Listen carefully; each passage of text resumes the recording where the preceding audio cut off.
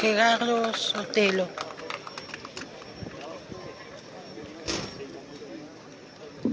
Queridas amigas, queridos amigos de Un Solo Uruguay, buenas tardes, muchas gracias.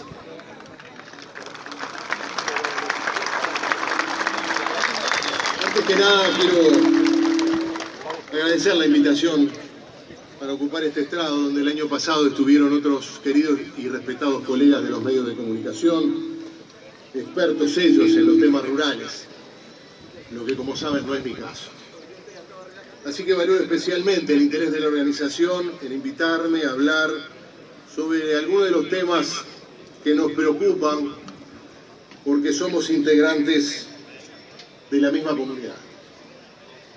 Déjenme contarles una anécdota de hace unos días y que me inspiró mucho sobre qué decir en este acto. El pasado 17 de enero se cumplió un nuevo aniversario de la muerte de Alfredo Zitarrosa, uno de los más grandes artistas populares que ha dado este país. Luego de haberlo recordado en Informativo Carve, y ya en la rueda de trabajo posterior al programa, rememoré la entrevista que le hice a Zitarrosa en Buenos Aires en diciembre de 1983, y lo rememoraba con un grupo de colegas con los que compartimos las tareas, la mayoría de los cuales tiene la edad de mis hijos, y apenas se había nacido en 1983. La entrevista se la realicé el día en que Raúl Alfonsín asumía la presidencia de Argentina, después de un periodo sangriento de violencia política, dictadura, desaparecidos, crímenes de todo tipo. Buenos Aires era una fiesta aquel día por el regreso de la democracia. En Uruguay faltaba menos de un año para las primeras elecciones después de la dictadura, y lo que teníamos aquí era incertidumbre, censura previa, presos políticos, partidos y candidatos proscriptos y en el exilio. Diciembre de 1983 parece hoy un escenario político lejano y fantástico. Estamos a 35 años de aquellos acontecimientos, de nuevo en vísperas de un año electoral en el que nadie va a ir preso, nadie va a ser censurado, ni se le impedirá votar o ser electo, nadie dudará sobre la legitimidad del proceso electoral y, por sobre todas las cosas, a nadie le parece posible que ocurra otra cosa que no sea el libre ejercicio de la democracia.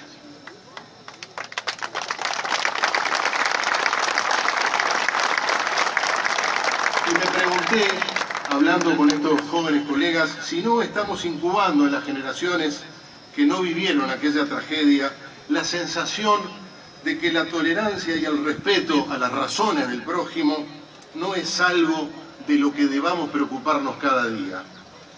El clima político, institucional y social de hoy es muy diferente al de 1983, pero hay de nuevo señales de intolerancia e incomprensión.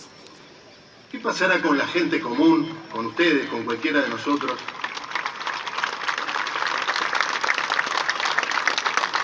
¿Qué pasará, decía, con el votante común, anónimo, en los próximos meses? ¿Qué harán los dirigentes políticos? ¿Apostarán al debate de ideas o bajarán el nivel a la calumnia y al agravio? Los dirigentes de todos los partidos. Todas estas preguntas me las hacía hace apenas una semana y mi preocupación se confirmó un par de días después.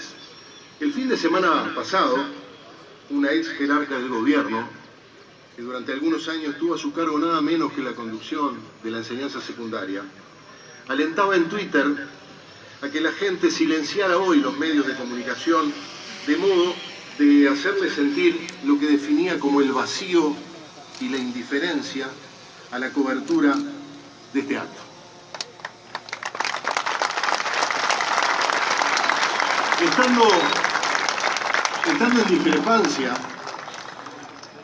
Estando en discrepancia con esta convocatoria y seguramente con los postulados de Un Solo Uruguay, creyó que lo mejor era evitar que ella y otras personas como ella tomaran siquiera contacto con esta actividad, como si pudieran infectarse con algún virus extraño o vaya a saber qué. No se trataba de una persona poco instruida ni de un ciudadano cualquiera, sino de alguien que eligió la profesión de docente. Es decir, alguien que tiene por vocación ayudar a otros a comprender el mundo en el que vive. Ahí me di cuenta de que las causas profundas que nos llevaron a décadas de violencia política, el desprecio por las razones de otro, es un yuyo malo muy difícil de exterminar.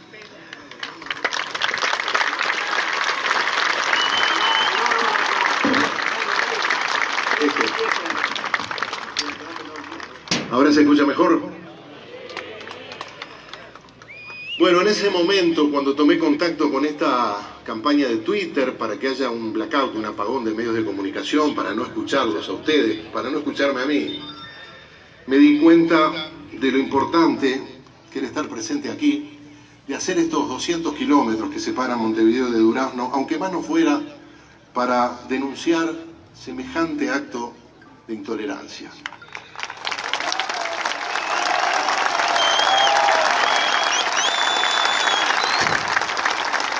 Muchos de los que hoy estamos presentes aquí y muchos de los que hoy no están, pertenecemos igualmente a la generación del 83. Tenemos por la libertad y por la justicia un sentimiento de pasión que se expresa en nuestro compromiso permanente con lo político. Podemos discrepar sobre muchas cosas, pero nos une una pasión que ojalá podamos contagiarle a los más jóvenes. Somos la generación que trajo de vuelta la democracia y el Estado de Derecho, pero el deber estará cumplido solamente si enseñamos que aquello fue el epílogo a décadas de violencia política. Solo el compromiso con la tolerancia y el respeto a la ley asegura en el futuro este presente de libertad.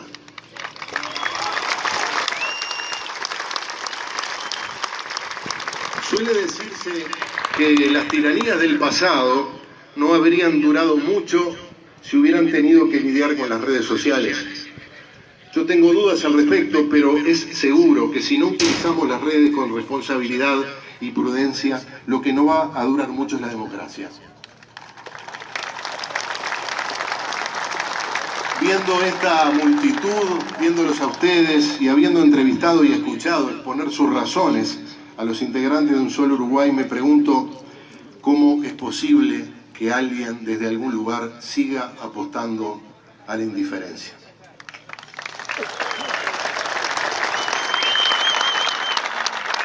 Me parece una banalidad, una estupidez pensar que la gente deja su campo y viaja 300, 200, 400 kilómetros porque quiere cambiar la 4x4, ni mucho menos para participar de un acto político, partidario.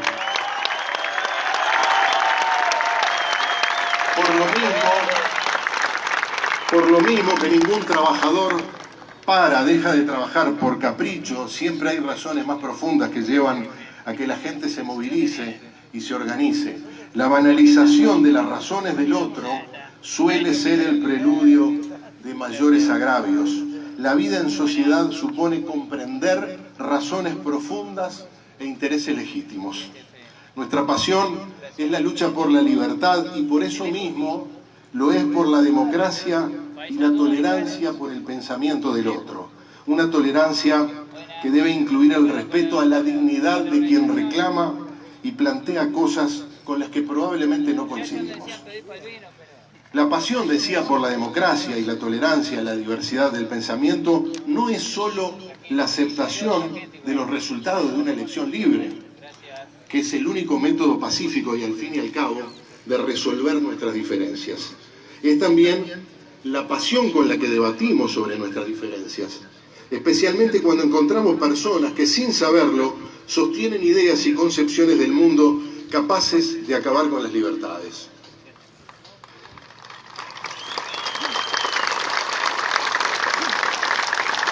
Debatir con pasión siempre encierra el riesgo del enfrentamiento personal, del agravio a quien nos confronta, y esto supone un riesgo hacia el clima de tolerancia mutua que debe regir en la vida política. Debemos tener presente estos riesgos siempre, pero muy especialmente en un año electoral como este, porque al que llega la sociedad uruguaya a un año electoral, con reclamos y preocupaciones acuciantes y legítimas. Todos los reclamos gremiales y sociales como el de ustedes se expone a la incomprensión y a la hostilidad, precisamente porque son legítimos.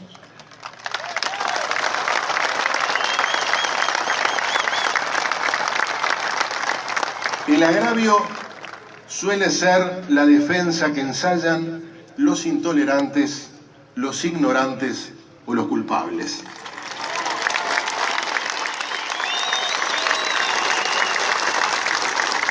El respeto al derecho ajeno es la paz, esto lo decía el mexicano Benito Juárez, el respeto al derecho ajeno es la paz. El desprecio por las razones del prójimo expresa la falta de respeto por el derecho ajeno a ser escuchado, y más que a ser escuchado, a ser comprendido. Enfrentados a una situación de conflicto, de controversia, los seres humanos tendemos a refugiarnos entre los que comparten nuestros puntos de vista y a aislarnos de quienes nos confrontan. Es un gravísimo error, todos lo hacemos, pero es un error. Para solucionar un conflicto, siempre resulta más provechoso hablar con los enemigos que con los amigos.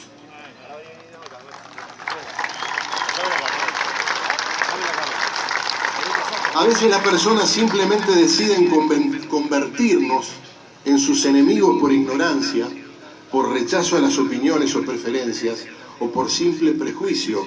En cierta medida, un enemigo es un extraño. Nosotros somos extraños para ellos y ellos para nosotros. Pero a pesar de eso, y a pesar de otros problemas que seguramente ustedes identifican y yo no, muchos de los que estamos acá y de los que están siguiendo este acto a través de los diversos medios de comunicación, sentimos también que vivimos en un gran país, que este es un gran país.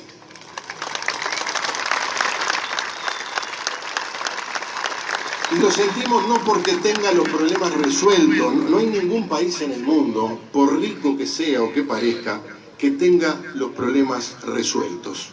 Yo creo, y seguramente ustedes lo compartan conmigo, que vivimos en un gran país porque tenemos instituciones democráticas sólidas y porque además tenemos a gente como nosotros.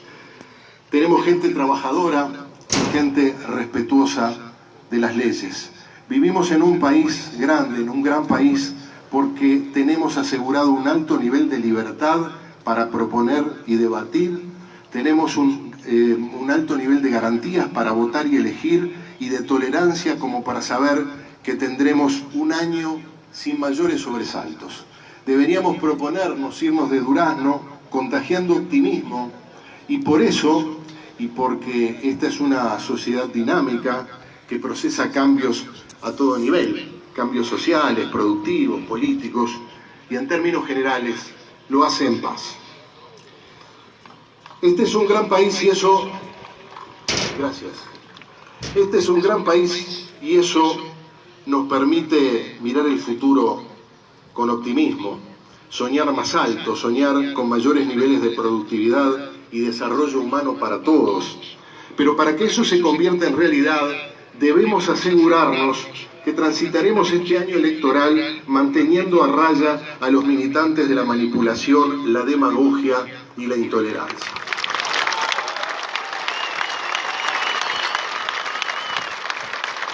Para todos los demás, opinen lo que opinen, pertenezcan al partido que pertenezcan, sostengan las ideas que sostengan, debemos tener abierto un lugar en nuestra cabeza y en nuestro corazón, porque en el peor de los casos se tratará de un igual con ideas diferentes.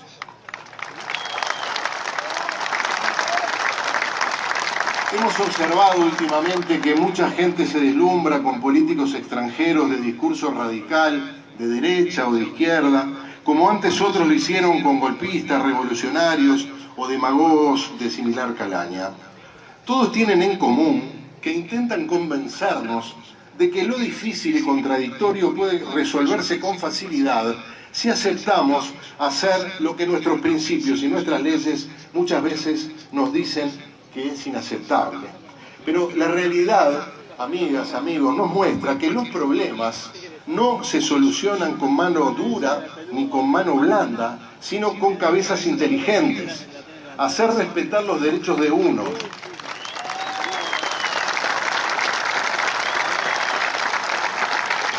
Hacer respetar los derechos de unos, violando los derechos de otros, es ineficaz e injusto, ya se trate de rapiñas, homicidios o femicidios. Tengamos presente siempre, pero en especial en este año de promesas electorales, que las soluciones fáciles suelen ser la antesala de tragedias complejas.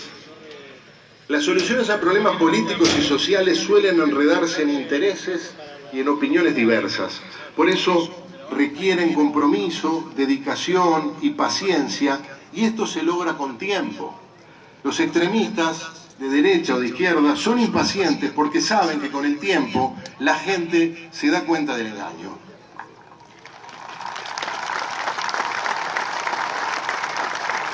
Algunas personas y organizaciones, y esto incluye a gobernantes, legisladores de todos los partidos y por lo visto también a ex jerarcas de la enseñanza, están procesando el duelo de verlos a ustedes y de comprobar que han perdido el monopolio de los reclamos sociales.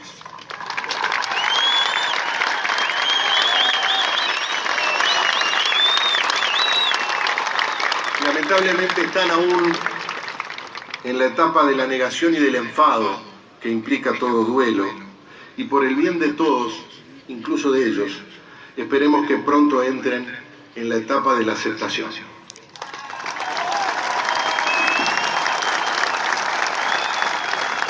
La incertidumbre sobre el resultado de las próximas elecciones nos permite al menos avisorar un cambio extremadamente significativo, un cambio político que inaugurará un tiempo político nuevo a partir del año próximo. Cualquiera sea el ganador, estará obligado a salir de sus fronteras partidarias en busca de mayorías. Contrariamente a los que sostienen ideologías hegemónicas y autoritarias que piensan que el poder se conquista de una vez y para siempre y que en todo caso se va acumulando cada vez más, esto es una gran noticia. No importa qué partido gane, no importa qué candidato o qué candidata ocupe la presidencia en el próximo periodo, tendremos más negociación y menos imposición, más tolerancia y menos rispidez, más pragmatismo y menos ideología.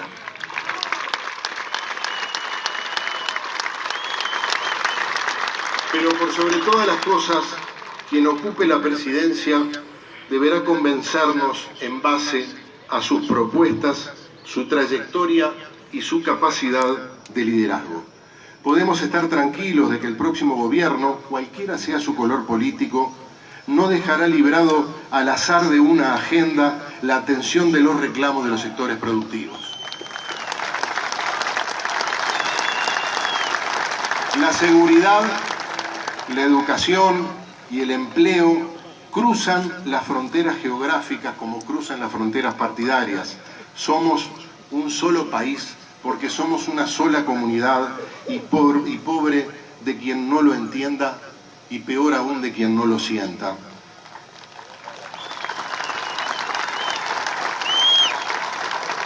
Decía que este es un gran país y que podemos mirar más alto, pero para que todo esto ocurra debemos estar muy alertas y muy atentos en este año electoral, especialmente a la práctica de la demagogia, de la intolerancia y de la mediocridad. Queridas amigas, queridos amigos, imaginemos por un instante el futuro. Me refiero tanto al mundo en el que seguirán viviendo nuestros hijos y nuestros nietos, pero también al futuro cercano, al del Uruguay, probablemente al de enero del 2020. El mundo real es muy diferente a lo que pensamos, incluso el país lo es. El mundo y el país reales tienen potencialidades increíbles de liberar. Esto, si logramos que se hagan las cosas como se tienen que hacer, podemos anidar la ilusión de terminar con la pobreza y con la falta de oportunidades.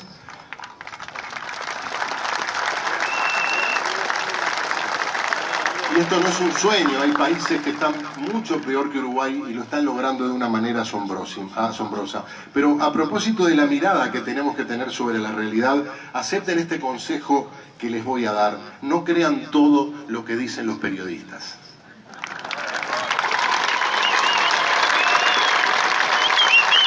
Permítame una aclaración.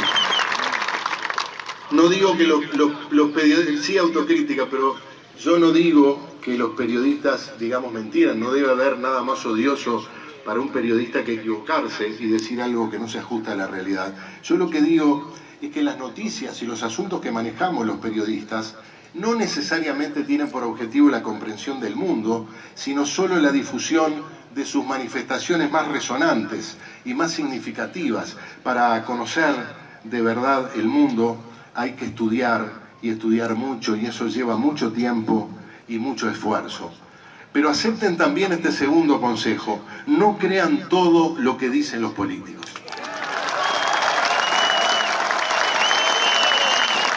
Especialmente no crean todo lo que dicen los candidatos. No porque mientan. Yo tengo un altísimo concepto del sistema político uruguayo y de los políticos, de la inmensa mayoría de los políticos de todos los partidos. No porque mientan, sino porque suelen decirnos solo la mitad de la verdad. Su objetivo a veces no es que comprendamos al mundo, sino solo que los votemos. Esto es un grave error. Tarde o temprano las personas se terminan enterando, ya sea porque lo viven en carne propia o porque lo ven o leen en algún sitio. Lo que siento luego es decepción. La decepción con los dirigentes políticos suele amenazar la democracia, y este año especialmente nos van a bombardear con cifras y estadísticas para convencernos de que todo va muy bien o de que todo está muy mal. Pensemos, por ejemplo, para tirar una cifra que se ha manejado y que se maneja habitualmente, pensemos en el crecimiento económico de los últimos 16 años. El crecimiento del país en lo que va del siglo XXI ha sido realmente portentoso, como lo ha sido en todo el mundo. La derrota de la pobreza extrema y la mortalidad infantil, el aumento de la atención primaria de salud, la alfabetización y la educación primaria, y hasta el aumento de la porción de la población mundial que vive en democracia, han alcanzado unos niveles inéditos en la historia.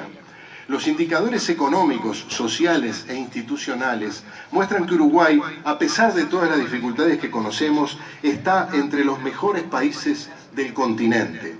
Esto es verdad y deberíamos celebrarlo todos los días, solo que no es una noticia porque allí llevamos años mejores y años peores, más de un siglo. El crecimiento del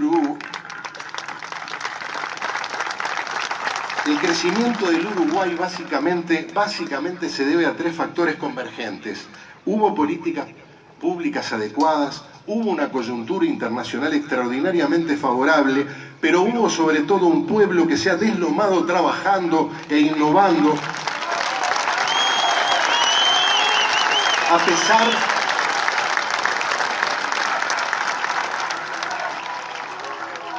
a pesar de los escasos márgenes y de que en Uruguay tenés siempre la sensación de que no hay esfuerzo que alcance. No se puede escamotear ninguno de estos tres factores sin mentirle a la gente. En todo caso, la campaña debería centrarse en cómo corregir los excesos o insuficiencias de las políticas públicas en materia de gasto, endeudamiento, comercio exterior, por ejemplo, cómo aliviar la carga de los trabajadores y los empresarios, cómo mejorar nuestra performance con relación al crecimiento de la economía y el comercio del mundo, sin dejar de servir a la ciudadanía y especialmente a los menos favorecidos, con servicios públicos e instituciones de calidad, que para eso, y nada más que para eso, se inventó el Estado.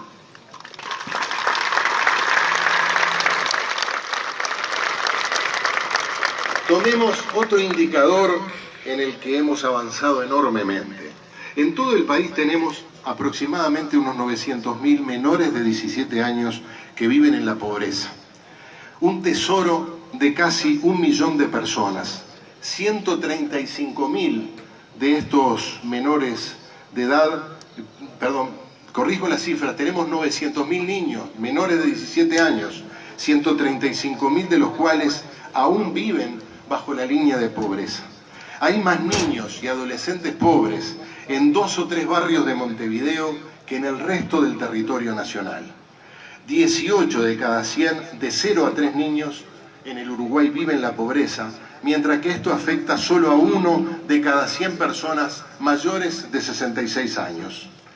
Según UNICEF, a pesar de que la pobreza se ha reducido en todos los grupos desde 2006, siguiendo una tendencia mundial, la diferencia entre la incidencia de la pobreza en los más jóvenes y en los más ancianos ha aumentado. Dicho de otro modo, el mundo entero redujo la pobreza y la indigencia a tal punto que Naciones Unidas se plantea erradicar la pobreza extrema para el 2030.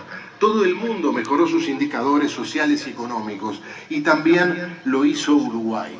Sin embargo, hacer desaparecer la pobreza infantil en el próximo decenio, una aspiración que perfectamente podríamos tener como sociedad, exige políticas públicas ambiciosas y específicas, implementadas por un liderazgo consciente y audaz. ¿Van a hablar de esto los candidatos a la presidencia? ¿Los partidos que aspiran a alcanzar el gobierno a partir de octubre y noviembre próximos? ¿Van a liderar los siguientes 5 años de transformaciones a las que estamos obligados en una era de revolución científica, tecnológica y productiva?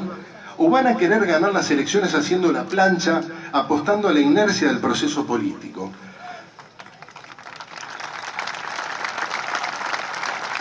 En definitiva, ¿van a hablar de la realidad y van a decirnos cómo nos van a conducir a un futuro mejor, o simplemente lo que van a hacer es intentar ganar nuestro voto? Pero que se comprometan, sí. Pero todo esto no es el único desafío que tenemos por delante en este año electoral. Mientras vemos que en Uruguay y el mundo desciende la pobreza y aumenta la disponibilidad de bienes materiales, la satisfacción de necesidades básicas y aún de cantidad de personas que viven en democracia, surgen nuevas amenazas a los derechos fundamentales, como algo tan simple y milenario como el ser oído con imparcialidad por la justicia, la presunción de inocencia, o los casos de corrupción y abuso de autoridad por parte de gobernantes y administradores de la hacienda pública.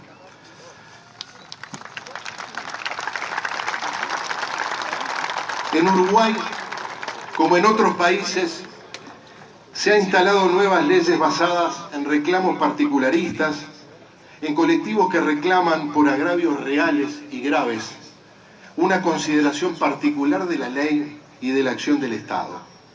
Esta tendencia a desbordar la generalidad de la ley, que inspiró a todas las constituciones que conocemos, incluso a la Declaración Universal de los Derechos Humanos que veneramos, no es necesariamente mala, y de hecho tampoco es enteramente nueva. El derecho positivo ha consagrado desde hace décadas leyes particulares para proteger colectivos vulnerables como las madres, los niños o los trabajadores. La generalización de una circunstancia esconde muchas veces inequidades de los iguales ante la norma. Pero se puede discutir y aún aceptar que algunos sectores tradicionalmente vulnerados sean protegidos por leyes particulares. Lo que no puede aceptarse es que estas leyes consagren violaciones a los derechos de otros colectivos. Tampoco debemos aceptar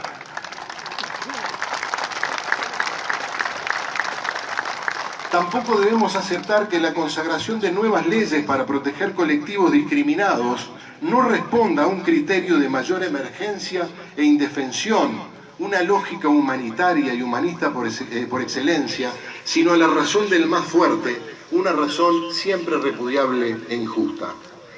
La campaña electoral debería transcurrir sobre algunos ejes fundamentales desde mi punto de vista, y quería compartirlos con ustedes, ejes que promuevan no solo el crecimiento y el desarrollo integral de la sociedad uruguaya, también debe considerar algunos derechos que enumeramos. Todas las personas tienen derecho a la presunción de inocencia, sin importar que sean hombres o mujeres, niñas o ancianos, ni la naturaleza del delito del que se les acusa. El Estado no defiende ni condena ideología alguna, fuera de la defensa y promoción del ideario republicano, el Estado de Derecho y la solidaridad con los necesitados. Una interpretación cabal del principio de laicidad debería incluir la de no pronunciarse sobre las preferencias de las personas en ningún ámbito de la vida privada, ya sean filosóficos, sexuales, artísticos, culturales o de cualquier índole, fuera de las conductas penadas por la ley.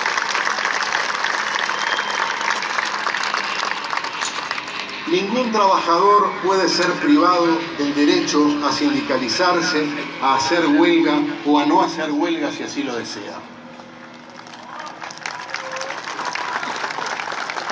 La educación tendrá por objeto el pleno desarrollo de la personalidad humana, lo que incluye la adquisición de habilidades que le permita a todas las personas ser autoválidas. Se debe asegurar de una vez por todas el derecho efectivo de madres y padres a escoger el tipo de educación que consideran adecuada para sus hijos y a participar en la toma de decisiones.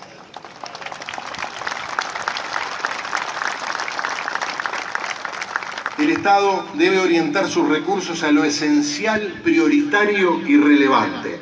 Un gobierno que mantiene un estado deficitario no puede sacarle dinero a la gente para gastos superfluos.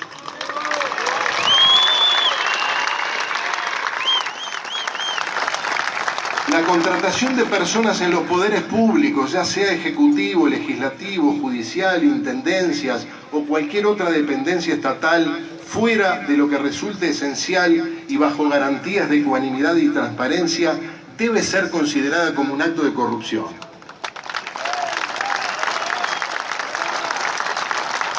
El aumento de la carga impositiva, así como de las tarifas públicas establecidas administrativamente, más allá de los ajustes que las circunstancias indiquen, deberá ser considerado como un abuso de poder. La justicia penal debe responder a las necesidades de seguridad de la sociedad. Si el sistema de justicia es visto por la población como parte del problema y no de la solución, es responsabilidad de los actores políticos e institucionales corregirlo.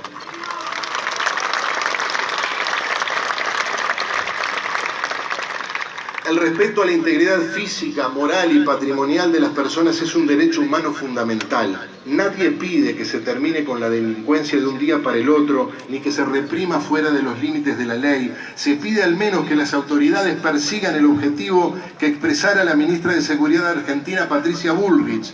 Los que tienen que tener miedo son los delincuentes, los narcotraficantes y los corruptos.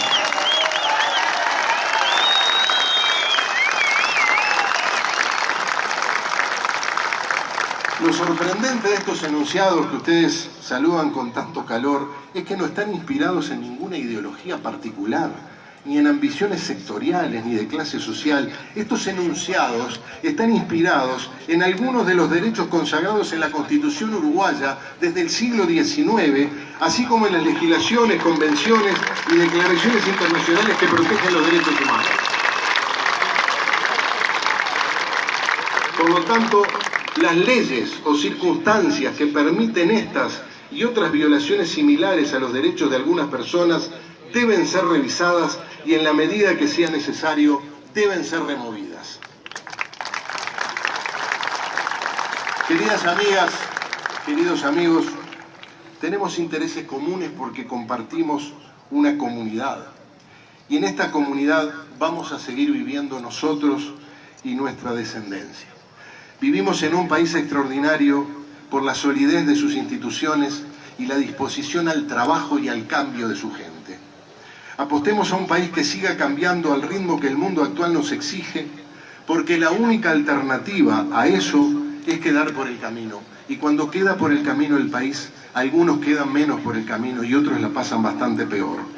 Exijámosle a nuestros líderes que estén a la altura de las circunstancias y que orienten sus propuestas y debates en un marco de tolerancia y a la construcción de un futuro desafiante y esperanzador. Muchas gracias. Cuidado en la ruta al regreso. Buenas tardes. Muchas gracias.